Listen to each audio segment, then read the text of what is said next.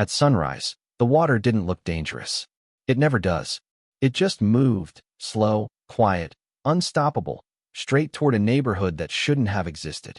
35 homes stood there, neat lawns and fresh paint, all built on land I'd owned for decades. Land I warned them about. Land the HOA claimed was never mine. They sent fines, threats, surveys, and lawyers, confident I'd fold like everyone else before me. But that morning, I touched one control they never knew I had. And once the water was released, there was no calling it back. The question is, how did it ever get this far? Before everything unraveled, life on that land moved at a steady, predictable pace. The property sat just beyond the edge of a growing suburban development, a wide stretch of earth shaped by years of quiet use rather than careful planning committees. It wasn't flashy. It wasn't manicured. But it was solid, familiar, and deeply rooted in routine. Mornings began with the same view of open ground, long shadows stretching across the fields, and the distant hum of construction that had slowly crept closer over the years. The land had been owned long before the HOA ever existed. Long before neatly named streets, matching mailboxes, and identical roofs filled the horizon. It was purchased with patience and intention, a place meant to be held, not flipped or subdivided. Over time, it became part of daily life, used responsibly, maintained quietly, and largely left alone. There was comfort in knowing its boundaries, its low spots, and its history. Especially its history. One feature mattered more than most people realized: the old water control system. Built decades earlier, it wasn't dramatic or modern, but it served a clear purpose. During heavy rain seasons, it managed runoff that naturally flowed downhill. When left untouched, it kept everything balanced. The surrounding land stayed dry, the soil stable. It wasn't something that crossed anyone's mind on a normal day, and that was exactly how it was supposed to be. As the nearby development expanded, the atmosphere slowly changed. The quiet hum of distant construction became constant. Survey stakes appeared, then disappeared. New roads formed where dirt paths once ran. The HOA arrived with its signage, committees, and polished confidence, acting as if the land beyond its borders was already part of its vision. At first, the interactions were minimal: occasional notices, vague mailers, assumptions disguised as updates. Nothing felt urgent. Nothing seemed threatening. The idea that something fundamental could be wrong never quite landed. After all, ownership was clear. Records existed. Boundaries were known. Or so it seemed. Over time, subtle shifts began to surface. Drainage patterns changed slightly after grading work nearby. Water that once moved freely now pooled longer than it should have. New foundations appeared in places that felt uncomfortably close. 35 homes went up faster than anyone expected, each one identical in confidence, permanence, and assumption. Streets were named.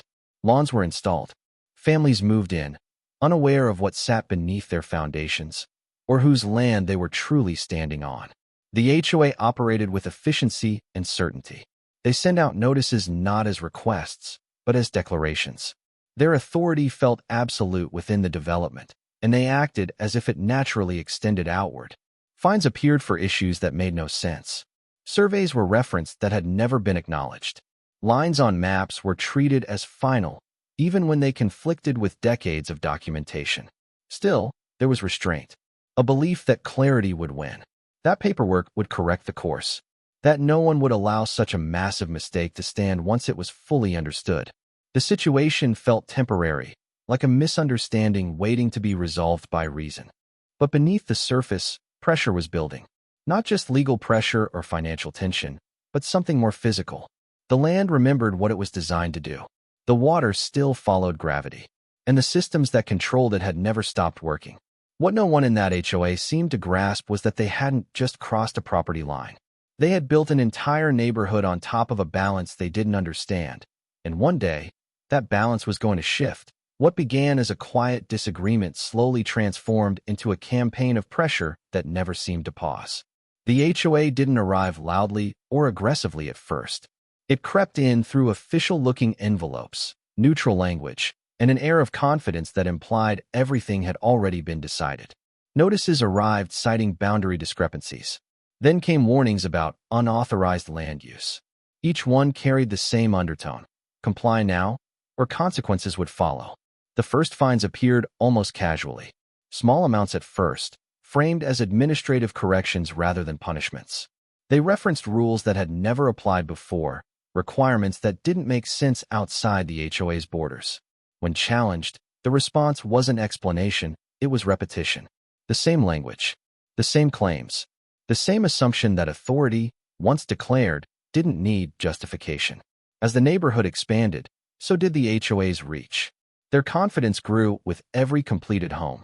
35 structures stood where open land once absorbed rain and runoff. Heavy equipment reshaped the terrain, flattening natural slopes and redirecting water into channels that had never existed. Drainage patterns changed almost overnight. Puddles lingered longer. Soil softened in places that had always been firm.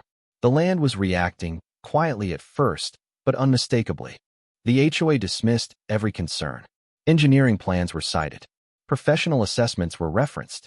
The implication was clear: nothing had been overlooked, and any problems that surfaced weren't their responsibility. Meanwhile, new fines continued to stack up, oftentimes just days apart. Each one escalated in amount, accompanied by threats of liens, legal action, and property seizure. The message wasn't subtle. They wanted submission, not resolution.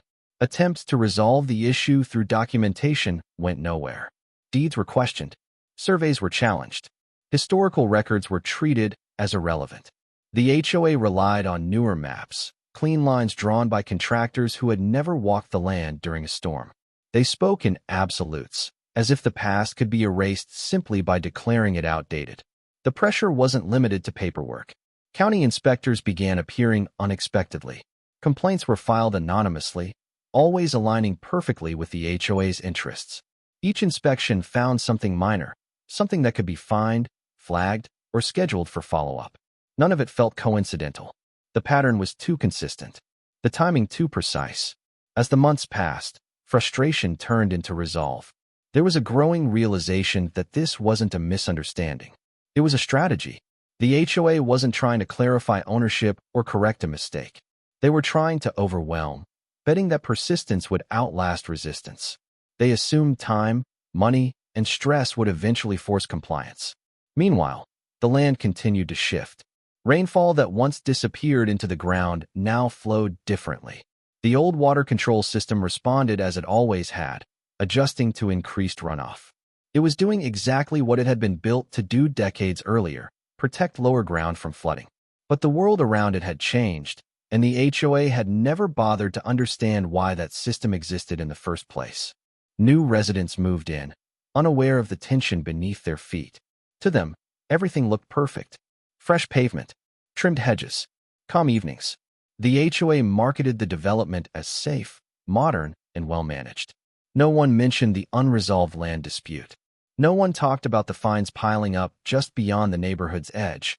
The tone of the HOA's correspondence shifted as resistance continued. Polite language gave way to ultimatums. Deadlines were imposed.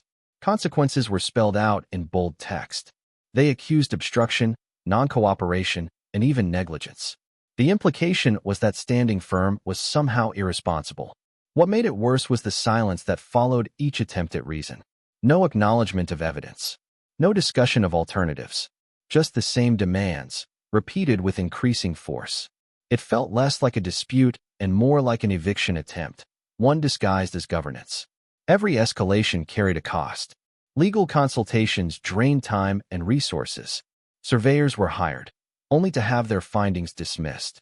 Each step forward was met with 2 steps back, orchestrated by an organization that had far more money, influence, and institutional support. The imbalance was impossible to ignore. Yet there was one thing the HOA never asked about. One detail they overlooked completely. The water system wasn't just a feature of the land. It was a safeguard. A boundary not drawn on paper but carved by necessity. It existed because the terrain demanded it. Because without control, water would follow gravity with no regard for property lines or legal arguments. Storm season approached quietly, the way it always had. Forecasts predicted heavier rainfall than usual. The HOA responded by reassuring residents, citing modern infrastructure and professional planning. They had confidence in concrete and pipes, unaware that they had built directly in the path of natural flow. As rain began to fall more frequently, the land responded. Low areas filled faster. Drainage struggled to keep up.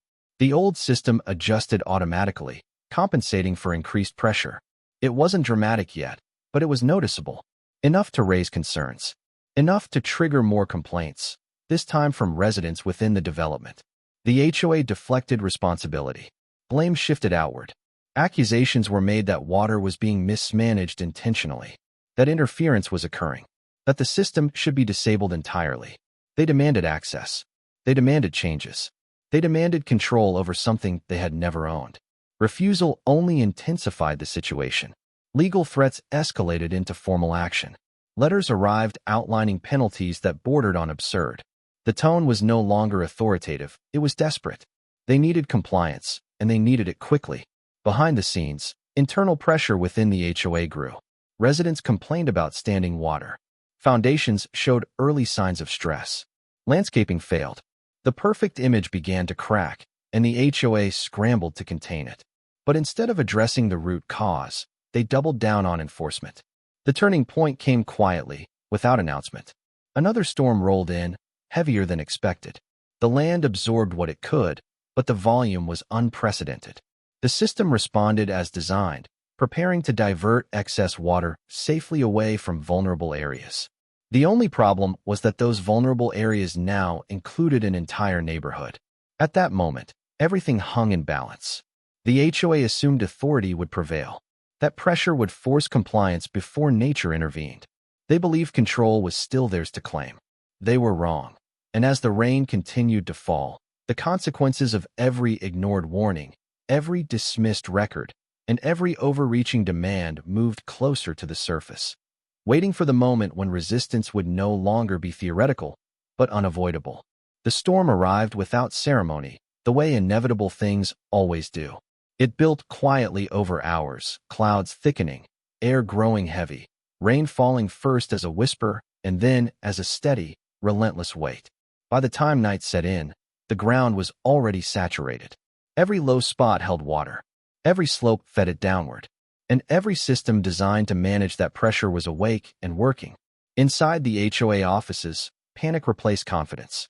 Reports came in faster than they could be filed away. Standing water. Blocked drains. Yards turning soft beneath brand new sod. Foundations collecting moisture where none was supposed to exist. What had once been brushed aside as impossible was now happening in real time, and no amount of paperwork could slow it. The demands escalated sharply. Emergency notices were issued. Accusations were made. Claims of intentional interference were thrown around recklessly. The HOA insisted that control over the water system be surrendered immediately, framing it as a safety issue while quietly ignoring the fact that the system had been protecting the land long before their development ever broke ground. Pressure reached its peak. Legal threats were no longer theoretical. County officials were pulled in. Engineers were summoned. Inspectors arrived in the dark, boots sinking into mud as they tried to assess a situation that no longer followed neat lines on a map. Everyone wanted answers. Everyone wanted someone to blame. And yet, the truth sat plainly beneath their feet.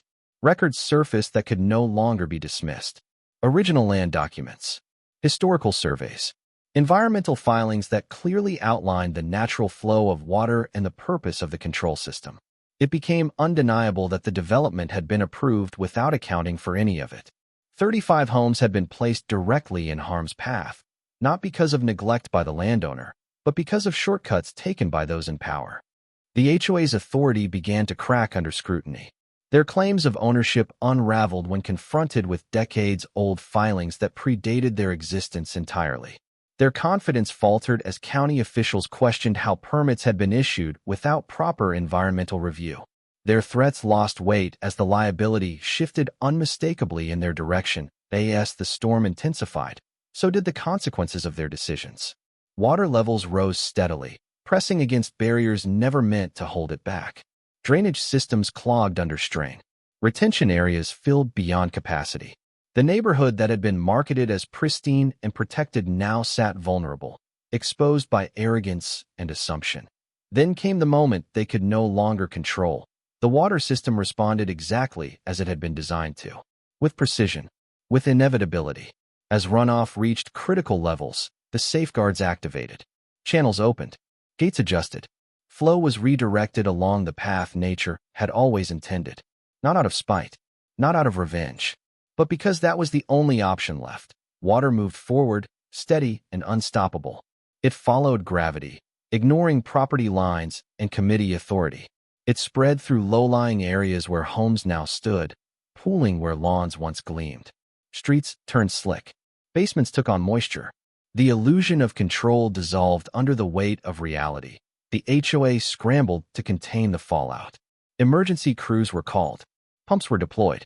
Statements were drafted hastily, shifting blame wherever it might stick. But nothing could change what was happening. The development had been built in the wrong place, and now everyone could see it. Residents demanded answers.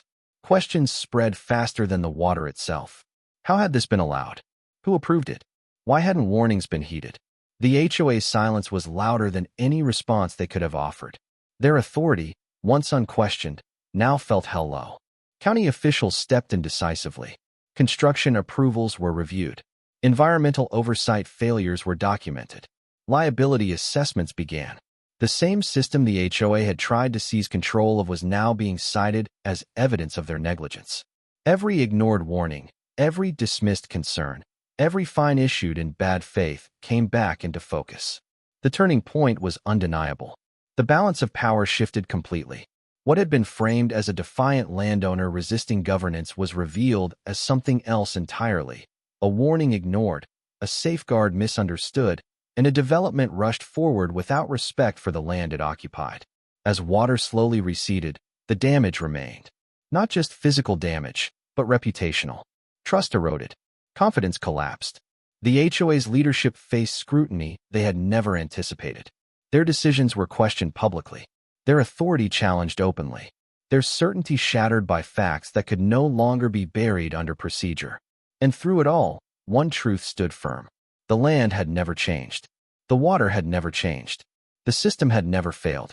It had only responded to the pressure imposed upon it. By the time the storm passed, the outcome was no longer in doubt. Investigations were underway. Legal consequences loomed. The HOA's attempt to dominate through force had ended in exposure, not victory. They had overplayed their hand, and nature had called the bluff. As daylight returned and the extent of the damage became clear, the final realization settled in. This wasn't the end of the story. It was the beginning of accountability. Because once the water showed everyone where it truly belonged, there was no pretending the mistake could ever be undone. When the water finally withdrew, it left behind more than soaked ground and shaken confidence. It exposed a truth that could no longer be softened by paperwork or delayed by procedure. The neighborhood stood quieter in the days that followed, not because the problem had vanished, but because everyone now understood it had never been imaginary. What had been dismissed as impossible had become undeniable, and no amount of authority could reverse that moment. County officials moved quickly once the scale of the failure became clear. Temporary fixes were authorized to stabilize the most vulnerable areas, but those measures came with conditions. Every approval tied back to a deeper review. Every patch carried a paper trail. The development was no longer protected by momentum or appearances. It was frozen in scrutiny, examined not as a success story, but as a cautionary example. The HOA's leadership changed almost overnight. Committees dissolved. Resignations followed. Meetings once filled with certainty turned cautious, then defensive, then quiet. The confidence that had fueled every fine and threat evaporated under the weight of exposure. Their claims of authority meant little once their oversight failures were documented in official records. Investigations stretched back years, pulling permits, approvals, and environmental assessments into the light. Each one told the same story. Assumptions made without verification, shortcuts taken to accelerate growth, and warnings ignored because they complicated the narrative of progress. The development hadn't just been poorly planned. It had been approved on the belief that the land would conform to intention rather than reality. Legal consequences followed in steady succession. Liability shifted away from the landowner entirely. The system that had been targeted, questioned, and nearly seized became a central piece of evidence, proving that safeguards had existed all along. What failed was not the land, but the refusal to respect it. Claims collapsed under their own contradictions. Fines were voided. Threats were withdrawn quietly, without ceremony or apology. For the residents, the aftermath was complicated. Relief mixed with anger. Trust once placed in governance felt misplaced. Some faced repairs. Others faced uncertainty about the future of their homes. What they shared was a realization that authority does not equal understanding, and that compliance does not guarantee protection. The land itself returned to its steady rhythm. Water flowed where it always had. The system continued its quiet work, indifferent to human error or ambition. It had not punished anyone. It had simply responded, the way it always would, when balance was disturbed. In time, policies changed. Environmental reviews tightened. Oversight increased. Developments nearby slowed as caution replaced haste. The incident became a reference point, cited in planning discussions and approvals. A reminder that progress without respect carries a cost, and that ignoring the past does not erase it. What lingered most, however, was the lesson carved into memory rather than soil. Power, when exercised without humility, becomes fragile. Authority, when detached from responsibility, collapses under pressure. And land, no matter how many lines are drawn across it, remembers what it was meant to do. The conflict didn't end with celebration or triumph. It ended with understanding. A recognition that standing firm wasn't about defiance, but about restraint. About allowing truth to surface without forcing it. The water had not been released in anger. It had simply been allowed to do what it was built to do, revealing the consequences of every ignored warning along the way. Long after the headlines faded and the repairs were made, the story remained. Not as a tale of revenge, but as proof that patience can outlast pressure, and that sometimes the most powerful response is refusing to interfere at all. Because when systems are built with purpose and land is treated with respect, balance holds. And when it doesn't, the outcome isn't chaos, it's clarity. The question left behind wasn't who won, but who finally learned. And that's the part no HOA handbook ever prepares for. Authority only works when it's grounded in reality, and power means nothing when it ignores the land, the law, and common sense.